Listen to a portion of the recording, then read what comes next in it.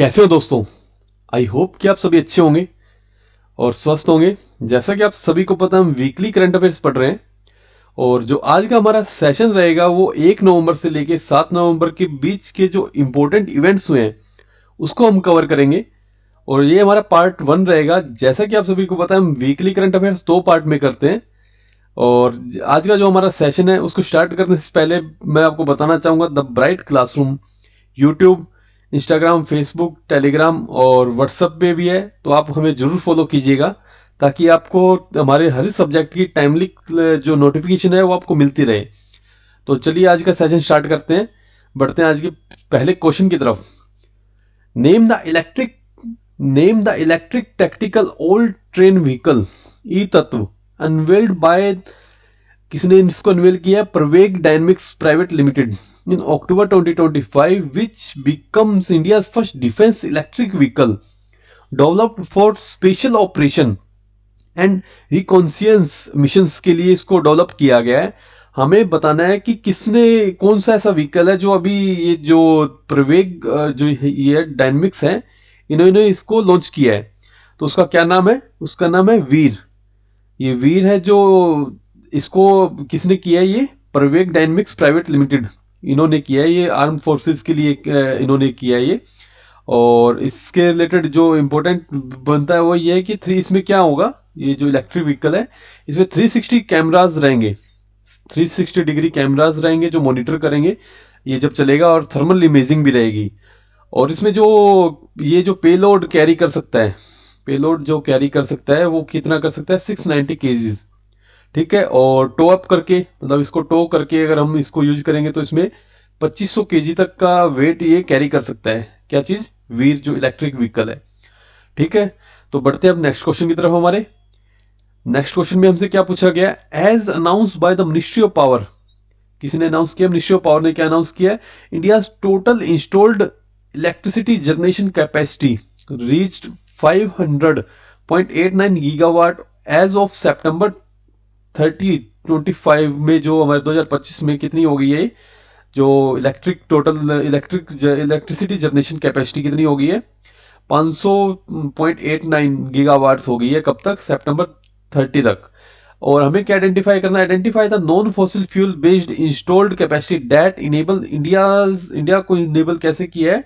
Achieve to its COP 26 Panchamrit target of 50% of non fossil capacity 5 year ahead of 2030। Basically जो question है वो ये पूछ रहा है कि कोप 26 है जो इसके जो 5 पंचामृत जो टारगेट है, तो ये 5 टारगेट पहले तो पता होना चाहिए कि 5 टारगेट है क्या। तो ये पहले 5 टारगेट हम डिस्कस करते हैं कि पंचामृत जो गोल है ये क्या है। इसमें 5 तरह के गोल सेट किए गए थे जो कब अनाउंस किए गए थे? ये 2026 के 2026 कोप 26 में, कोप 26 के अंदर ये अनाउंस किए गए थे। इसमें पांच जो हमारे गोल सेट किए गए थे कि जो इसमें कंट्रीज हैं जो इसको फॉलो करेंगे वो 5 गोल इनको अचीव करने होंगे। इनमें पहला जो गोल था वो था net zero emissions. Net zero emissions है बाय 2070। 2070 तक हमें क्या करना है? हमें अचीव करना है कि हमें जीरो कार्बन एमिशन हमें करना है। उसको कब तक करना है? 2070 तक करना है। जो सेकंड हमारा रहेगा, जो सेकंड है वो क्या रहेगा? वो रहेगा 500 gigawatt of non fossil fuel, जिससे हमें अभी क्वेश्चन भी पूछा गया है, ये इसी से रिलेटेड है। फॉसिल फ्यूल है जो 500 गीगावाट का जो फॉसिल फ्यूल कैपेसिटी है वो कब तक बिल्ड करनी है? कैपेसिटी कब तक बिल्ड करनी है? 2030 तक। और अब अगर आपको फॉसिल फ्यूल नहीं पता तो ये क्या चीज होते हैं? ये वो एनर्जी रिसोर्सेज होते हैं। ये वो एनर्जी रिसोर्सेज होते हैं जो किससे ड्राइव नहीं होते, किससे नहीं मिलते हमें? ऑर्गेनिक मैटर जो मतलब दबे होते हैं जमीन के नीचे, उनसे ये नहीं मिलते हैं। फॉसिल जो नॉन फॉसिल फ्यूल कौन से होते हैं? वो होते हैं जो सोलर, विंड, हाइड्रो और नॉन रिन्यूएबल जैसे न्यूक्लियर, इनसे जो एनर्जी मिलती है वो नॉन फॉसिल फ्यूल का अपना बोलते हैं उसको।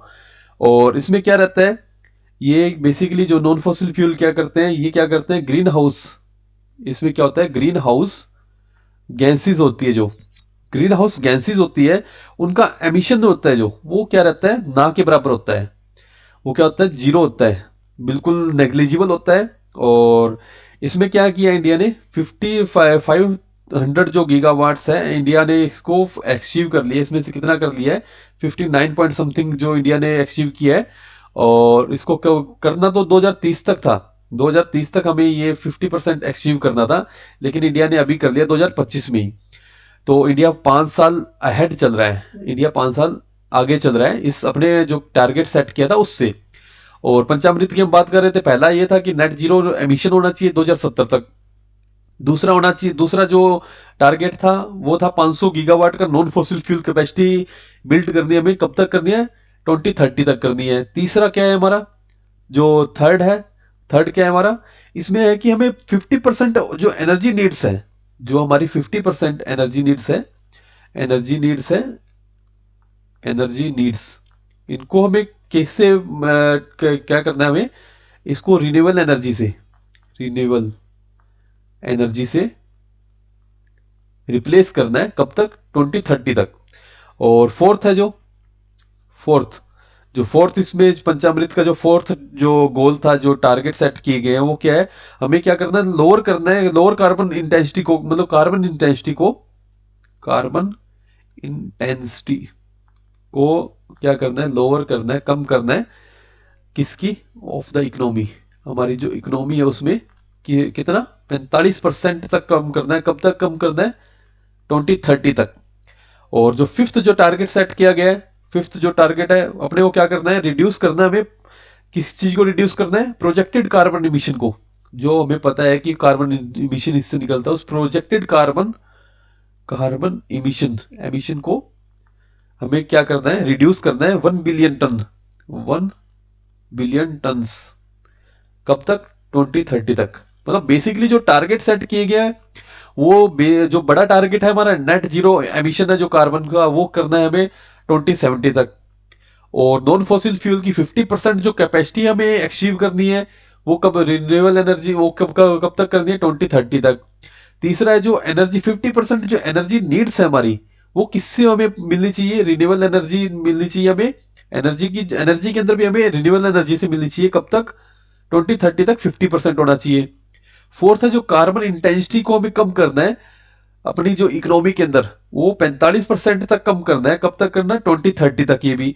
और जो फिफ्थ जो टारगेट है वो क्या करना है हमें, रिड्यूस करना है प्रोजेक्टेड कार्बन एमिशन को, वो कब तक कम करना है, 1 बिलियन टन्स के जो तक का रिड्यूस करना है हमें, कब तक करना है, 2030 तक।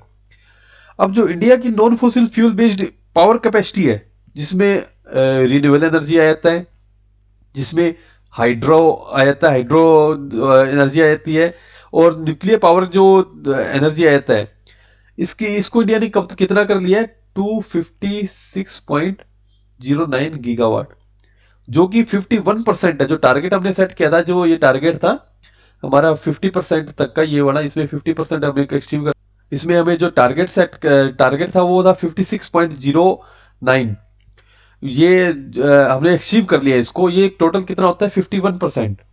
ठीक है स्टूडेंट, तो ऐसा करके इंडिया ने कोप 26 की जो एक गोल है उसको अचीव कर लिया है। और इससे रिलेटेड जो इंपॉर्टेंट जो क्वेश्चन बन सकता है वो ये बन सकता है कि मिनिस्टर कौन है, हमारे मिनिस्टर कौन है, मनोहर लाल खट्टर। और मिनिस्टर ऑफ स्टेट कौन है हमारे इस डिपार्टमेंट के, श्रीपद यशो नायक। ठीक है, और ये नॉर्थ गोवा से आते हैं,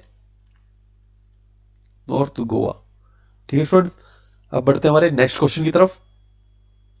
इस क्वेश्चन में हमसे क्या पूछा गया है, सेकंड क्वेश्चन का आंसर करते चलते हैं हम। सेकंड क्वेश्चन में हमें जो अचीव कितना कर लिया अचीव वो बताना है हमें। तो इसका जो हमारा आंसर रहेगा वो हमारा आंसर रहेगा 56.09 गीगावाट, ये आंसर हमारा करते चलेगा। अब बढ़ते हैं हमारे नेक्स्ट क्वेश्चन की तरफ। नेक्स्ट क्वेश्चन में हमसे क्या पूछा गया है, in November Indian tennis player Rohan Manchanda Bopanna announced his retirement from professional tennis. Which of the following statement about his career is incorrect? हमें बताना है कि कौन सी इस नीचे दी गई स्टेटमेंट में कौन सी स्टेटमेंट इनकरेक्ट है। तो पढ़ते हैं स्टेटमेंट हम। पहली जो स्टेटमेंट है, he won the 2017 French Open mix double grand slam title with Gabriela Dabrowski. ये स्टेटमेंट एकदम सही है। 2017 में इन्होंने क्या जीता था, फ्रेंच ओपन जीता था मिक्स कैटेगरी के अंदर, किसके साथ, गैब्रिला के साथ। ठीक है। और जो सेकंड जो हमारी स्टेटमेंट है वो क्या है, he clinched the 2024 Australian Open men's double grand slam title along with Matthew Ebden. Ebden के साथ इन्होंने जीता, मैथ्यू इब्डन के साथ जीता था। ये भी स्टेटमेंट एकदम सही है। जो नेक्स्ट हमारी स्टेटमेंट है, he won the men's single gold medal at 2018 Jakarta Asian Games. इसमें ये स्टेटमेंट हमारी गलत है, क्योंकि 2018 के अंदर इन्होंने मेंस सिंगल में नहीं जीता था, मेंस डबल्स में, मेंस डबल में जीता था इन्होंने। ये किसके साथ जीता, द्विज शरण के साथ 2018 में, और गोल्ड जीता था इन्होंने। ठीक है स्टूडेंट, तो इसके अकॉर्डिंग हमारा जो आंसर रहेगा वो रहेगा सी, क्योंकि जो स्टेटमेंट है ये रॉन्ग है, ये स्टेटमेंट हमारी रॉन्ग है। अब बढ़ते हमारे नेक्स्ट क्वेश्चन की तरफ। नेक्स्ट क्वेश्चन में हमसे क्या पूछा गया है, फोर्थ क्वेश्चन में, in October 2025 the Indian Navy announced that India will simultaneously host 3 major maritime events. कौन कौन से इवेंट होस्ट करेगी India, exercise Milan 2026, international fleet review 2026, the Indian Ocean naval symposium conclave of chiefs for the first time. These events are scheduled to be held in February 2026 at which location? हमें जो बताना है, हमें ये बताना है कि ये इंडिया जो 3 जो इवेंट्स हैं, एक्सरसाइज मिलान 2026 में होगा, इंटरनेशनल फ्लीट रिव्यू 2026 में, और Indian ocean naval symposium conclave है जो कहाँ होगा, ये हमें लोकेशन बतानी है कि कहाँ पे होंगे। पहले तो इसकी जो आंसर है वो मान करते चले कि जो आंसर हमारा वो है विशाखापत्तनम, आंध्र प्रदेश में। आंध्र प्रदेश में ये इवेंट है जो होस्ट करेगी इंडिया। और अब इसमें इससे रिलेटेड जो क्वेश्चन बनता है वो ये बनता है कि जो इवेंट है वो इंडिया क्यों होस्ट कर रहा है। अभी हाल ही में क्या हुआ था, 2025 में हमारे जो प्रधानमंत्री जी हैं नरेंद्र मोदी जी, उन्होंने क्या किया था, इन्होंने अभी मॉरिशस की विजिट की थी, मॉरिशस की विजिट की थी। तो उन्होंने वहां पे क्या क्या एक विजन लॉन्च किया था। विजन मतलब एक डॉक्ट्रिन जो लॉन्च किया था, वो क्या लिए लॉन्च किया था, महासागर विजन। ठीक है, ये लॉन्च किया था इन्होंने, महासागर विजन लॉन्च किया था। अब इसमें था क्या, एक्चुअली जो महासागर है ये एक्सटेंडेड वर्जन है ये किस चीज का, एक्सटेंडेड वर्जन है ये सागर डॉक्ट्रिन का, सागर डॉक्ट्रिन का एक्सटेंडेड वर्जन है। बेसिकली जो ये 3 इंडिया होस्ट कर रहा है, मैरीटाइम जो समिट्स है जो इंडिया होस्ट कर रहा है, तो ये इंडिया इसी महासागर डॉक्ट्रिन जो विजन है प्राइम मिनिस्टर नरेंद्र मोदी जी ने जो लॉन्च किया था, इसी को होस्ट करते हुए इंडिया आगे ये चीजें होस्ट कर रहा है, दीज इवेंट जो इंडिया होस्ट कर रहा है। तो अभी क्या हुआ कि जो महासागर है, इसकी पहले तो हमें फुल फॉर्म पता होनी चाहिए। जो महासागर जो ये विजन है, इसकी फुल फॉर्म क्या है हमारे, तो इसको आप नोट करते चलिएगा, mutual and holistic advancement for security and growth across region mutual and holistic advancement for security and growth across region, ये फुल फॉर्म है।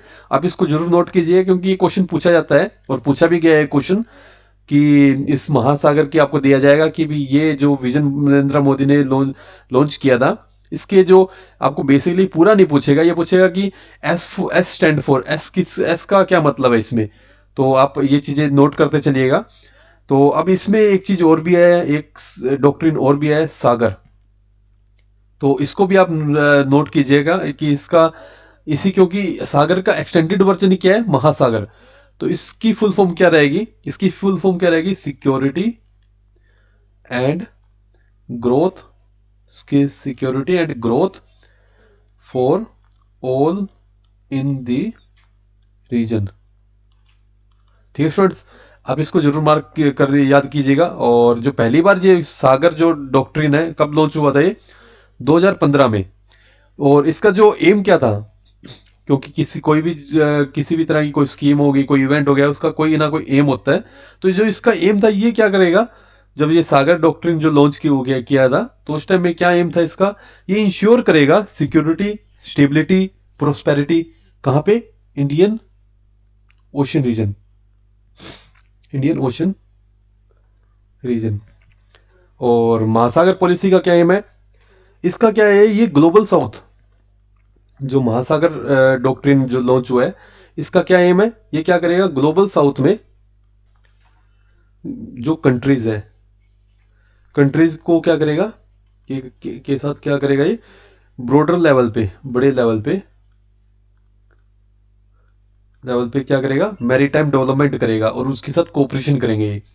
तो बेसिकली ये मेन क्वेश्चन जो बन सकता था, इसमें जो क्वेश्चन बन सकते थे उसको मैं हमने डिस्कस कर लिया है। अब बढ़ते हैं हमारे नेक्स्ट क्वेश्चन की तरफ। नेक्स्ट क्वेश्चन में हमसे क्या पूछा गया है, identify the country that participated with India in the first joint working group meeting on agriculture held at कृषि भवन न्यू दिल्ली in October 2025।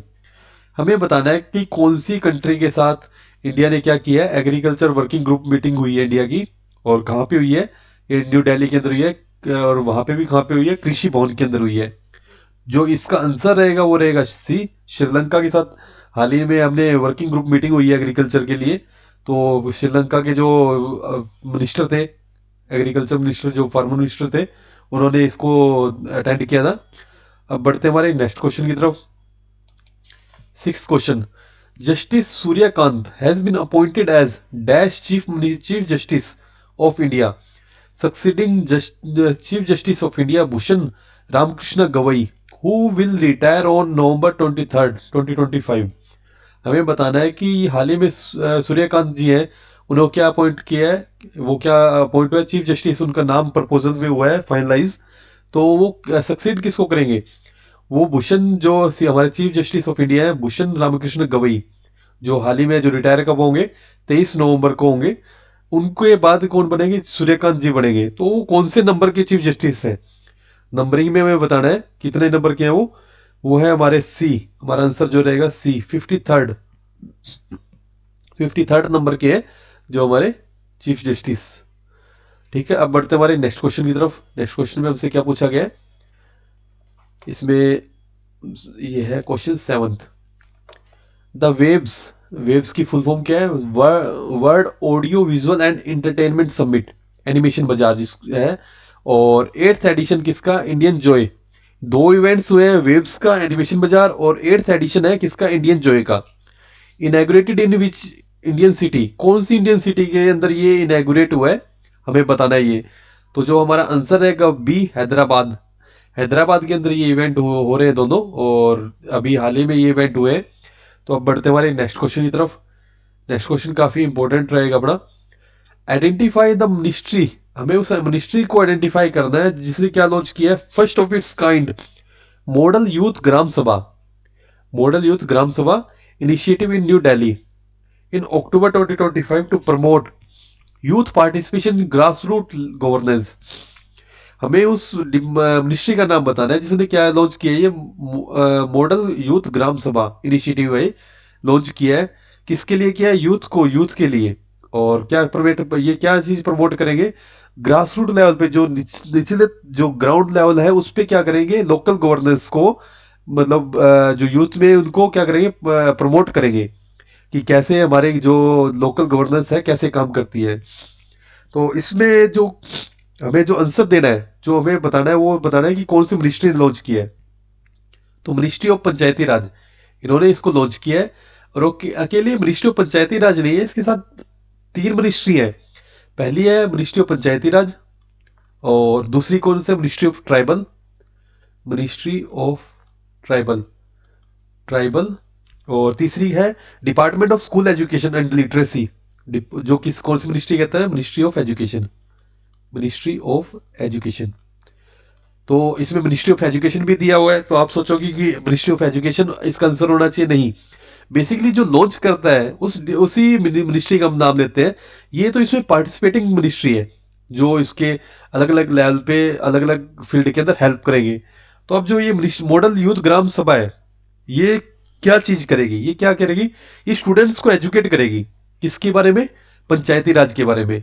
पंचायती राज में भी क्या करेंगे, ये क्या करेंगे, लीडरशिप, क्योंकि ये जरूरी क्यों है, क्योंकि जो स्कूल लेवल पे है, ये स्कूल लेवल पे जो क्या करेंगे, बच्चों में क्या क्या चीज को ये डेवलप करेंगे, लीडरशिप क्वालिटी, लीडरशिप क्वालिटी, ये लीडरशिप क्वालिटी को बिल्ड करेंगे। और इसमें क्या करेंगे, उनको इनकरेज करेंगे पार्टिसिपेशन। लोकल जो इश्यूज है उनको, पहले तो उनके जो लोकल इश्यूज हैं उनको अंडरस्टैंड करने की एबिलिटी को प्रमोट करेंगे, कि जो उनके गांव के लोग जो लोकल इश्यूज हैं उनको पहले वो समझेंगे, उसके बाद उसको सोल्व करने की उनको अंडरस्टैंडिंग हो। ऐसा इस प्रोजेक्ट में बेसिकली जो बताया गया है वो इस प्रोजेक्ट में किया जाएगा।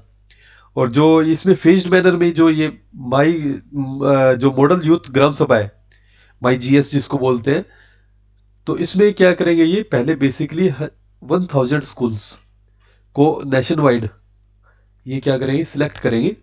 और इसमें क्या करेंगे, जो हर एक स्कूल रहेगा उसको 20,000 पर स्कूल्स को ग्रांट देंगे, कि ये चीज को, ये जो इसमें जो बताया गया पैरामीटर बताया गया है कि स्कूल लेवल पे क्या क्या करना है, उसको ये इस प्रमोट करने के लिए 20,000 पर स्कूल को ग्रांट दी जाएगी। और इस यहाँ पे बात है मिनिस्ट्री ऑफ पंचायती राज, तो इसके मिनिस्टर आप जरूर पढ़िएगा। इनके जो मिनिस्टर हैं कौन है, राजीव रंजन सिंह। इनको एक और नाम भी है, लल्लन सिंह बोलते हैं इनको, लल्लन सिंह। और ये मुंगेर बिहार से आते हैं, बिहार में हाल ही में इलेक्शन है, तो इससे रिलेटेड एक क्वेश्चन ये बन सकता है। और मिनिस्टर ऑफ स्टेट, इसके जो मिनिस्टर ऑफ स्टेट कौन है, एसपी सिंह बघेल, बघेल है इस पे मिनिस्ट्री है, जिनका पूरा नाम एसपी सिंह सत्यपाल सिंह है। और ये यूपी से आते हैं, यूपी में कहाँ से आते हैं, आगरा से। ठीक है स्टूडेंट, अब बढ़ते हैं हमारे नेक्स्ट क्वेश्चन की तरफ। नेक्स्ट क्वेश्चन में हमसे क्या पूछा गया है, 9th क्वेश्चन हमारा, who become India's 90th chess grandmaster in October 2025 after securing the final grandmaster norms at। तो बढ़ते हैं हमारे नेक्स्ट क्वेश्चन की तरफ। अब हमसे क्या पूछा गया है, जो हमारा 9th क्वेश्चन है, who become India's 90th chess grandmaster in October 2025 after securing the final grandmaster from the Bijeljina tournament in Bosnia and Herzegovina, Europe के अंदर है जो। और he is also 35th grandmaster from Tamil Nadu. जो हमसे पूछा गया है, हमें नाम बताना है कि कौन सा 90th चेस ग्रैंड मास्टर है, और तमिलनाडु से कौन सा है, तो तमिलनाडु से 35th ग्रैंड मास्टर। बेसिकली जो तमिलनाडु है उसको हम चेस के जो ग्रैंड मास्टर उनकी कैपिटल भी बोलते हैं। तो इसमें जो 35th है, और टूर्नामेंट जो तमिलनाडु का, और 90th कौन सा है चेस का, इंडिया लेवल पे 90th चेस ग्रैंड मास्टर है, उसका नाम बताना है। इसका जो हमारा आंसर रहेगा वो रहेगा सी, इल्मा प्रथी अवलपुंद्रई रवि कुमार। इसका जो नाम है ए आप याद रखने के लिए इसको कर सकते हैं आई ए आर है इनकी जो शॉर्ट फॉर्म, याद रखिएगा। तो ये इनकी क्या है, ये तमिलनाडु से बिलोंग करती है, और तमिलनाडु की 35th ग्रैंड मास्टर है। और इंडिया लेवल की अगर बात करें तो 90th चेस ग्रैंड मास्टर है ये। अब बढ़ते हमारे नेक्स्ट क्वेश्चन की तरफ।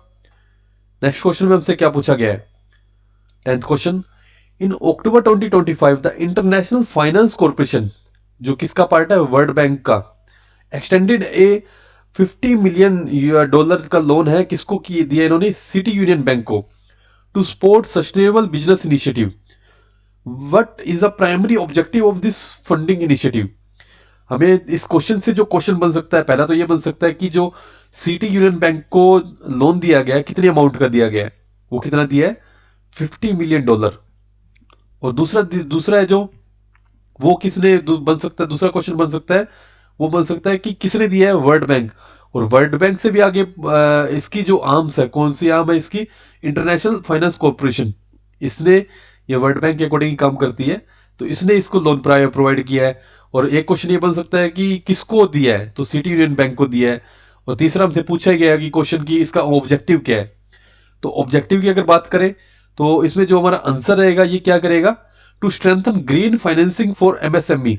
एमएसएमई क्या होता है, micro small and medium enterprises, जो छोटे जो उद्योग होते हैं हमारे उनको चलाने के लिए, उसमें भी किस चीज के लिए, ग्रीन फाइनेंसिंग। जो ग्रीन फाइनेंसिंग का मतलब क्या रहेगा, कोई सोलर प्रोजेक्ट है उसको फाइनेंस करना है, कोई हाइड्रा प्रोजेक्ट है जो मतलब ग्रीन फाइनेंस करेगी, जो ग्रीन एनर्जी के प्रोजेक्ट रहेंगे उसको फाइनेंस करने के लिए जो सिटी यूनियन बैंक है उसको कितना अमाउंट दिया गया है, $50 मिलियन का।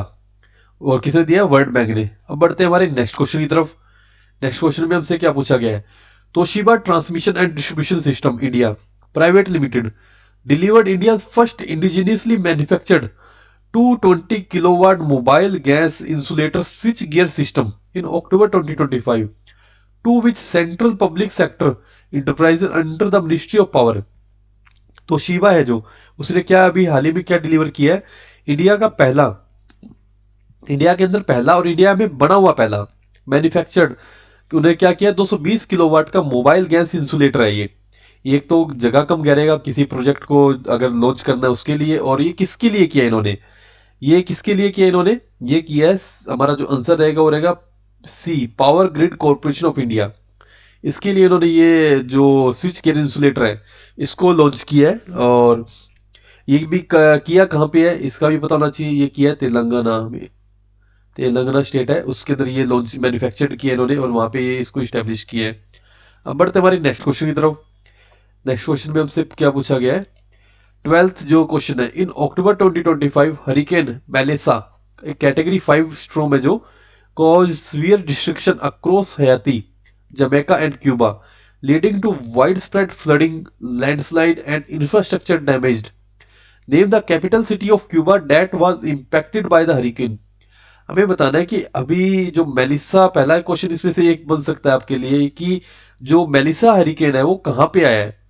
तो बेसिकली जहाँ पे ज्यादा नुकसान इसका होता है वो वही हम मार्क करते चलते हैं। अगर हमें तीनों दिया हो गया, तीनों दी गई है, जैसे हैती दिया है, जमैका दिया है, क्यूबा दिया है, तो हम इसमें मार्क करेंगे क्योंकि ज्यादा नुकसान कहाँ पे हुआ, क्यूबा के अंदर। तो हरिकेन मेलिसा कहाँ है, क्यूबा के अंदर। और अभी जो हमसे पूछा गया है वो ये पूछा गया है कि कैपिटल सिटी बतानी है क्यूबा की। तो ये तो बेसिक क्वेश्चन हमारा, हम मार्क करते हैं इसको। इसकी जो हैवेना है जो इसकी कैपिटल सिटी है। अब बढ़ते हैं हमारे नेक्स्ट क्वेश्चन की तरफ।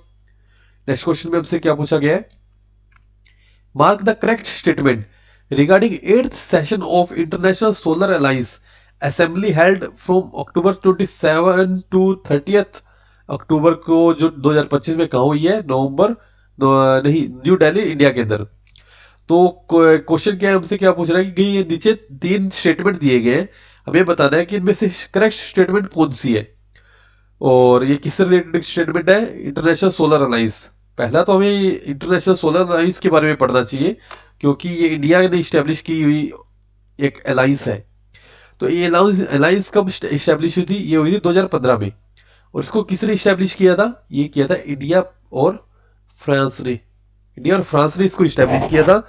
जो इसके किस इसका जो विजन कब रखा गया था, तो यूएन की क्लाइमेट चेंज कॉन्फ्रेंस हुई थी, यूएन की क्लाइमेट चेंज कॉन्फ्रेंस हुई थी, चेंज कॉन्फ्रेंस, कॉन्फ्रेंस कब हुई थी, जिसको कोप, आपसे जो क्वेश्चन पूछा जाएगा वो ये पूछा है कोप 21, कोप 22। तो ये कोप 21 की जो कॉन्फ्रेंस हुई थी, इसमें ये जो इंटरनेशनल सोलर अलायंस है इसकी रूपरेखा तैयार हुई थी। और ये कब हुई थी, जो कोप 21 कहाँ पे हुई थी, ये हुई थी पेरिस में 2015 के अंदर हुई थी।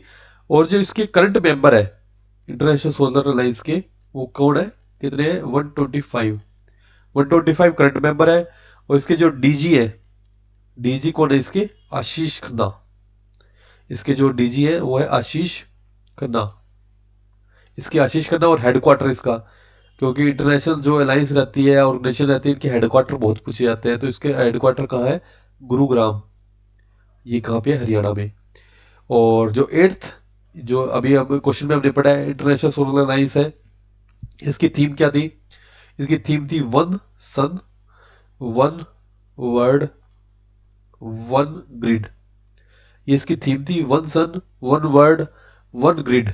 और इसकी जो लेटेस्ट डेवलपमेंट इसमें हुई है वो ये है कि चाइना चाइना भी इसमें क्या करेगा, ज्वाइन करेगा, इस अलायंस को ज्वाइन करेगा। और इसमें जो ग्लोबल सोलर इनिशिएटिव है इसमें लॉन्च हुए हैं, तो वो कौन कौन से हुए हैं? एक तो सनराइज, सनराइज इसको आप जरूर पढ़िएगा। इसमें सनराइज की फुल फॉर्म क्या है? सोलर, एस से सोलर हो गया, यू से अप साइक्लिंग हो गया, और एन से क्या रहेगा? नेटवर्क। नेटवर्क फॉर किसके लिए? Network for recycling. आई से इनोवेशन रहेगा, और जो एस से क्या रहेगा? स्टेक होल्डर, और ई से इंगेजमेंट रहेगा। तो जो हमारा जो सनराइज की फुल फॉर्म क्या रहेगी? सनराइज की फुल फॉर्म रहेगी solar upcycling network, network for recycling, recycling और innovation, innovation and stakeholder. Stakeholder किसके लिए? इंगेजमेंट के लिए, इंगेजमेंट के लिए। ठीक है। और जो इसका एम है, सनराइज का एम क्या रहेगा? ये बेसिकली एक प्लेटफॉर्म बिल्ड करेगा। किस चीज के लिए प्लेटफॉर्म बिल्ड करेगा? डेडिकेटेड होगा, जो जो क्या मैनेज करेगा? Entire life cycle. जो जो हमारा क्या रहेगा? जो सोलर टेक्नोलॉजी की, सोलर टेक्नोलॉजी की जो टेक्नोलॉजी की जो लाइफ साइकिल रहेगी, लाइफ साइकिल मतलब इसको इस्टेब्लिशमेंट से लेके उसके जो खत्म होने तक, मतलब उसकी डीकमीशन तक, उसके जो डीकमीशन तक को क्या ये मैनेज करेगा। जैसे कोई अब कोई पावर प्रोजेक्ट है, जैसे कोई सोलर प्रोजेक्ट लग गया, उसकी जो प्लेट्स होती है उसमें जो बोल्ट हो गए, निकल के हो गए, सिल्वर हो गया, उसमें काफ़ी चीज़ें यूज होती है। तो ये क्या करेगा? उनको रिसाइकल दोबारा उसको यूज कर सके, ऐसा ये जो प्लेटफॉर्म है इसको इस्टेब्लिश वो किया गया है, और कि ये इसको बनाया गया है कि ये जो इसमें जो प्रोजेक्ट लगे उसकी स्टार्टिंग से लेके एंड तक जो चीज़ें यूज हो सकती है, रिसाइकल हो सकती है, उसको रिसाइकल करेगा और दोबारा से उनको यूज में लेगा। और इसके साथ साथ जो और इनिशिएटिव है वो क्या है? इसमें क्या है, एक इनिशिएटिव ये भी लॉन्च किया गया, one sun one word one grid, जिसकी क्या है? इसकी थीम भी है। तो ये इनिशिएटिव है, ये किसने लॉन्च किया है? India plus UK. ठीक है। और ये सोलर पावर ग्रिड को क्या करेगा? इंटरकनेक्टेड करेगा। क्या करेगा? ये इंटरकनेक्टेड करेगा, ताकि क्या करें? क्लीन क्लीन एनर्जी है जो, क्योंकि सोलर एनर्जी जो है हमारी, ये है क्लीन एनर्जी, क्लीन एनर्जी है। तो इसको क्या करेगा? एक्सेस करे करवाएगा किसको? Border, across border, across border, border area में, कि हमारे पास अगर एक्स्ट्रा है तो हम बॉर्डर, जो बॉर्डर के बाहर इसको क्या कर सके? ट्रांसफर, ट्रांसफर कर सके। ये इनिशिएटिव है one sun one world one grid, मतलब एक ही सन हमारा, हम एक ही वर्ल्ड के हैं और एक ही ग्रिड से हम काम करेंगे, कि अगर ये किसी देश की बॉर्डर है, यहाँ पे अगर हो रहा है तो इसको हम इस साइड भी ट्रांसफर करके इसके, ताकि यहाँ के जो लोग हैं वो इसको यूज कर पाए। इसके साथ साथ, इसके साथ साथ एक सीड्स, सीड्स इनिशिएटिव है, जो क्या है? इसकी फुल फॉर्म क्या है? Small island developing states. जो स्मॉल आइलैंड डेवलपिंग स्टेट्स हैं उनके लिए क्या करेगा? ये सिट्स प्लेटफॉर्म है एक, इसको इसको क्या किया गया है? इसको बढ़ाया गया है। ये प्लेटफॉर्म क्या करेगा?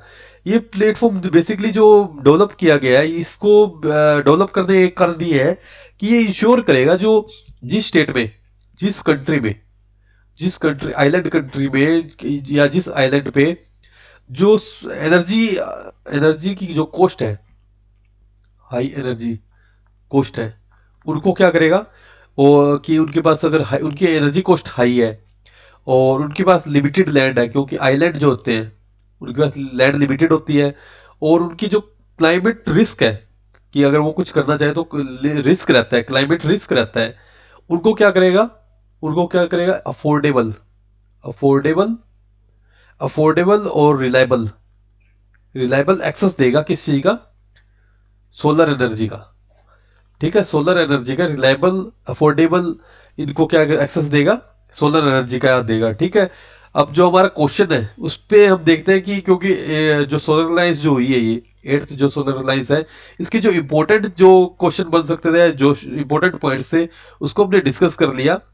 अब हम देखते हैं कि हमें जो 3 स्टेटमेंट दी गई है उनमें कौन कौन सी स्टेटमेंट सही है, हमें करेक्ट स्टेटमेंट बतानी है।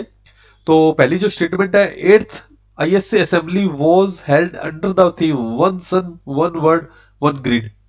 ये हम एकदम सही है, क्योंकि हमने अभी डिस्कस किया है कि एक इनिशिएटिव भी है और इसको थीम के लिए भी एक यूज किया गया है इस चीज को, कि अगर हमारा सन एक है, हमारा वर्ल्ड भी एक होना चाहिए और हमारी ग्रिड भी एक होनी चाहिए। और दूसरी statement, the one world one sun one world one grid initiative envisions a globally interconnected solar power grid enabling cross border transfer of clean energy।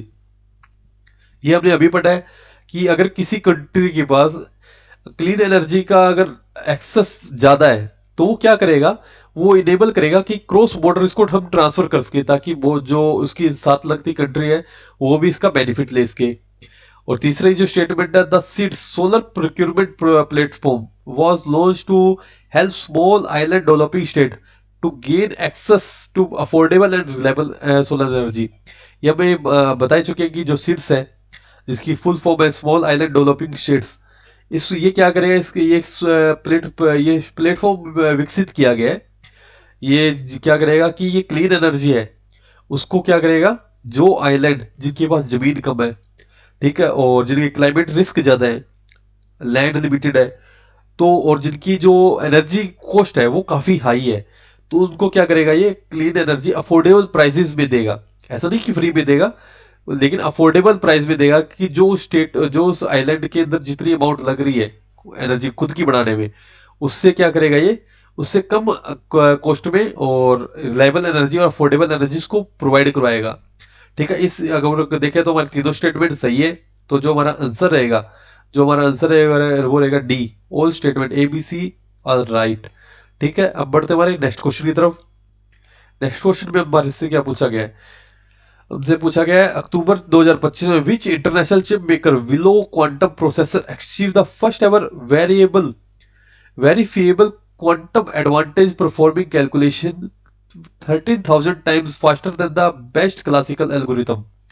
जो इन्होंने पूछा है कि कौन सी कंपनी का जो चिप मेकर है, जो जिसका क्या नाम है, विलो क्वांटम, उस चिप का नाम दिया गया है, प्रोसेसर है, और उसने क्या किया है, जो बेस्ट क्लासिकल एल्गोरिथम थी उसको कितना फास्टर कैलकुलेशन परफॉर्म किया इसने, 13,000 टाइम्स फास्टर। हमें बताना है कि कौन सी इंटरनेशनल कंपनी का वो प्रोसेसर है। तो जो हमारा आंसर रहेगा वो रहेगा सी, गूगल का ये जो चिप है, कौन सी चिप है, विलो क्वांटम प्रोसेसर यूज की गई है। तो इसने 13,000 फास्टर टाइम्स फास्टर इसने क्या किया, कैलकुलेशन की है।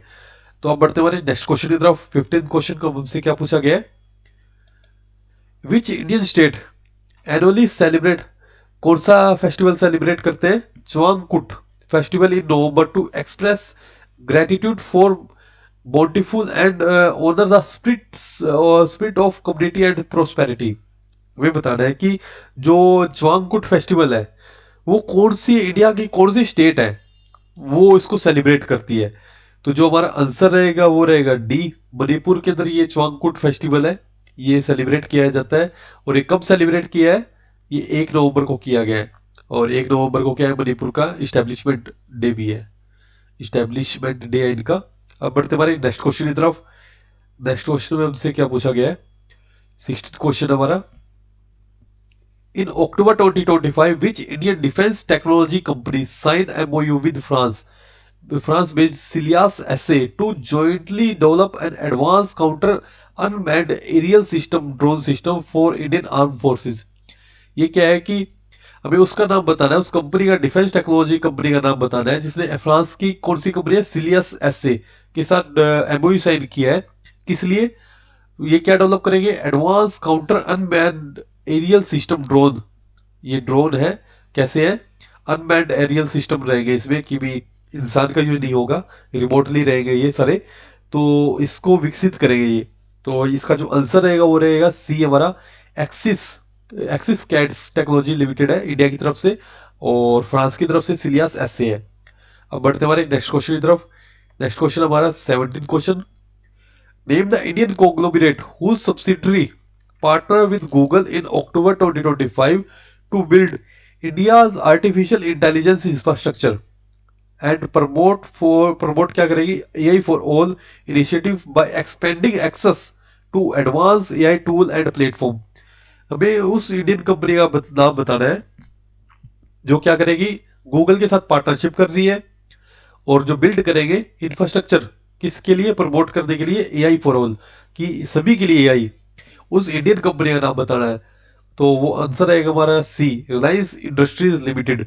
ये क्या करेगी, इस गूगल के साथ टाई अप करके ये एआई फॉर ऑल को जो इनिशिएटिव है इसको प्रमोट करेंगे और इसके लिए जो इंफ्रास्ट्रक्चर रहेगा उसको बिल्ड करेंगे। तो अब बढ़ते हमारे नेक्स्ट क्वेश्चन की तरफ। नेक्स्ट क्वेश्चन में हमसे क्या पूछा गया है, 18 क्वेश्चन जो हमारा है, the national unity day 2025 celebration held on 31st October commenced the 150th birth anniversary of Sardar Vallabhbhai Patel, the Iron Man of India. Identify the incorrect statement about 2025 event की हमें इनकरेक्ट स्टेटमेंट बतानी है। तो जो पहले हम statement पढ़ते हैं कि स्टेटमेंट क्या है, the celebration was organized by department of personnel and training under the ministry. कौन सी मिनिस्ट्री के under, ministry of personnel public grievance and pension. पहली स्टेटमेंट सही है कि इसी मिनिस्ट्री के अंडर ये सेलिब्रेशन ऑर्गेनाइज हुआ था।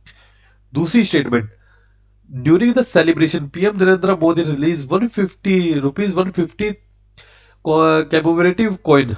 एक कॉइन है दो जो कितने अमाउंट का है, 150 रुपए का, और एक पोस्टल स्टैम्प कितने अमाउंट की, वो है 10 रुपए की, in honour of Sardar Vallabh भाई पटेल। तो जो सेकंड स्टेटमेंट है वो हाफ सही है हमारी। हाफ कैसे, कि जो सेलिब्रेशन है इसमें जो कैमोरेटिव कॉइन है वो तो 150 रुपए का लॉन्च हुआ है, लेकिन जो पोस्टल स्टैम्प है वो 10 रुपए की नहीं है, वो ये 5 रुपए की। तो दूसरी स्टेटमेंट हमारी गलत है। अब बढ़ते हमारी तीसरी स्टेटमेंट में, द केंद्रीय गृह मंत्री दक्षता पदक was instituted by the Ministry of Home Affairs to recognize outstanding work in special operation, investigation, intelligence and forensic science। ये जो पदक है, कौन से पदक, केंद्रीय गृह मंत्री दक्षता पदक, ये किसने इंस्टीट्यूट किए थे, किसने इस्टेब्लिश किए थे, वो किए मिनिस्ट्री ऑफ होम अफेयर ने। पहला क्वेश्चन ये सही। दूसरा कि किस लिए, ये 4 फील्ड में दिया जाता है। किसमें, स्पेशल ऑपरेशन में, किसी तरह कोई स्पेशल ऑपरेशन हुआ, चाहे वो आर्मी का रहा हो, चाहे वो नेवी का रहा हो, चाहे एयरफोर्स का रहा हो, या वो स्टेट जो पुलिस है उसके रहे हो। इन्वेस्टिगेशन के लिए इंटेलिजेंस में और फोरेंसिक साइंस में, 4 जो फील्ड है इनमें दिए ये जो केंद्रीय गृह मंत्री दक्षता पदक है ये दिया जाता है। और तो ये ये सी स्टेटमेंट हमारी सही है। तो गलत स्टेटमेंट कौन सी है, बी। तो इसका जो हमारा आंसर रहेगा वो रहेगा बी, ओनली बी स्टेटमेंट है जो रोंग है। अब बढ़ते हमारे नेक्स्ट क्वेश्चन की तरफ। और नेक्स्ट क्वेश्चन में हमसे क्या पूछा गया है, 19th क्वेश्चन है, identify the Indian city that was designated as UNESCO creative city of gastronomy under the UNESCO creative city network on October 31st 2025 during the 43rd session of UNESCO general conference held in Samarkand Uzbekistan. Uzbekistan में पहले, इस question से काफी important question है। पहले तो आपको पता होना चाहिए कि गैस्ट्रोनोमी क्या चीज है। गैस्ट्रोनोमी एक तरह से की आर्ट है, आर्ट, और मतलब आर्ट कह लो या साइंस बोल दो, इसमें किस चीज के लिए, गुड ईटिंग्स, गुड जो स्टडी फूड के लिए, कल्चर के लिए, उस चीज के लिए हम गैस्ट्रोनोमी को यूज करते हैं। हमें बताना है कि कौन सी सिटी को जो क्रिएटिव सिटी ऑफ गैस्ट्रोनोमी को वो सिलेक्ट किया गया उसके अकॉर्डिंग। तो जो हमारा आंसर रहेगा वो रहेगा डी, लखनऊ। ये लखनऊ है, इसको सिलेक्ट किया गया है। और 2000 इंडिया की ये सेकंड सिटी है। इससे पहले 2019 में वो किसको किया गया था, इसमें देर का हैदराबाद। हैदराबाद को 2019 में सिलेक्ट किया गया था इसी चीज के लिए। और ये जो यूनेस्को का कब कब सिलेक्ट किया गया, यूनेस्को के 43rd सेशन के लिए। 43rd सेशन हुआ था यूनेस्को का, उसमें इसको सिलेक्ट किया गया। और कहाँ पे हुआ था, वो हुआ था समरकंद उज्बेकिस्तान में। अब बढ़ते हैं हमारे नेक्स्ट क्वेश्चन की तरफ, जो हमारा लास्ट क्वेश्चन भी रहेगा आज के सेशन का। जो लास्ट क्वेश्चन है उसमें हमसे क्या पूछा गया है, identify the type of drone that Larsen and टर्बो limited in partnership General Atomics Aeronautics System of United State of America plans to manufacture in India for Indian armed forces as announced. October में जो announce हुआ था कि उन drone का नाम बताना है, किस टाइप के ड्रोन है वो, कौन बिल्ड कर रहा है इसको। लार्सन एंड टर्बो इंडिया की तरफ से, किसके साथ, जनरल एटॉमिक्स और एरोनॉटिकल सिस्टम्स, जो कहाँ की है, यूएसए की। यूएसए की एक कंपनी है, इंडिया की तरफ से लार्सन एंड टर्बो, और यूएसए की कंपनी है ये जनरल एटॉमिक्स। तो वो किस तरह के जो ड्रोन है उसको करेंगे, ये बिल्ड करेंगे। वो करेंगे मीडियम एल्टीट्यूड लॉन्ग इंड्योरेंस, जिसको जिस ये फुल फॉर्म किसकी है, बेल। ये याद रखिएगा, बेल की फुल फॉर्म क्या है, medium altitude long endurance drones है, इसको हम बिल्ड करेंगे और ये इंडियन आर्मी के लिए रहेंगे। और इसके बाद हम बढ़ते हैं हमारे अगले क्वेश्चन, जो हमारा लास्ट क्वेश्चन था ये। तो आज के सेशन के लिए आप सभी का बहुत बहुत धन्यवाद। आई होप कि आप सभी को ये सेशन अच्छा लगा होगा। आप हमारे YouTube channel the bright classroom को जरूर फॉलो कीजिएगा। इसके साथ साथ हमारे टेलीग्राम, फेसबुक और इंस्टाग्राम को भी जरूर फॉलो कीजिएगा। Thank you.